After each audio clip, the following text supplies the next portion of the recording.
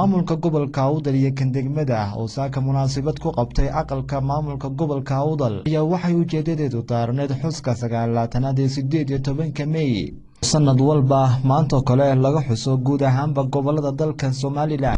ugu horeen waxa goobtaasi ka hadlay duqa degmada Boorama Saleeman Xasan Xaddi oo hambaleeyay dhammaanba shacabka Soomaaliland ayaa waxa uu yiri halkan aynu joogno maanta waxaanu joognaa 18 May 2020 waa xuskii 29aad ee xuska 18 May oo ah maanta ay Soomaaliland la soo noqotay gobonimada.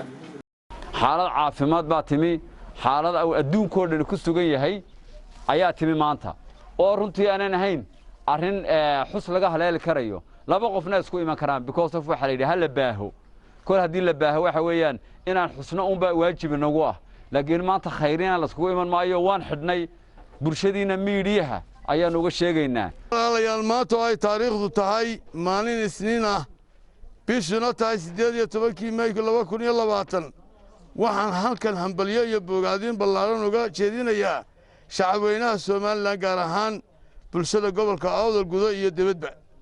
waxa kale oo aan u hambalyeynayaa ciidamada qalabka sida qaybahooda kala duwan.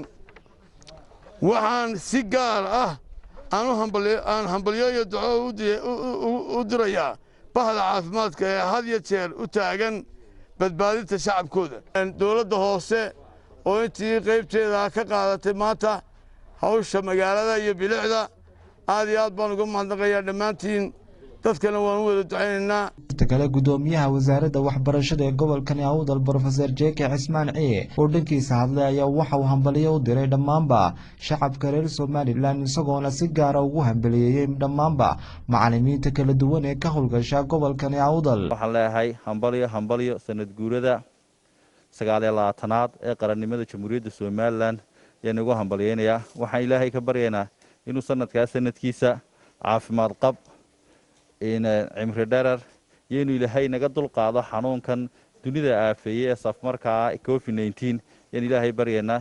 Ilaahayna nagu gaarsiiyo nabad iyo caafimaad qab sanadkiisa insha Allah. waxaan si gaar ah u hambaliyaynayaa dhammaan macallimiinta gobolka Awdal ka howlgala iyo gudoomiyaasha degmooyinka gobolka Awdal, shaqaale weynaha iyo ardayda marka wax ka barata gobolka Awdal dhammaantiin waxaan leeyahay sanad guuro wacan. Jamaal Umar Tubeec, telefishinka Badda Cas 24 TV, magaalada Boorama.